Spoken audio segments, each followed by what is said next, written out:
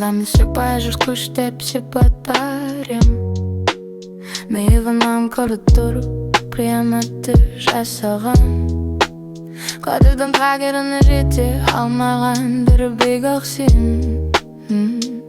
өмірдің маңызды сәттерінен бейхабар жан сонша уақыт өтсе де сол бір болар ма еді Алдым өзден олар егер мүмкін қиын болған Алайда нәпсінің құрбаны елес ниет келіп бұрғанда Күндерім жаттыққа толған болар еді Тең әтпей таңдуда бәтті қателіктің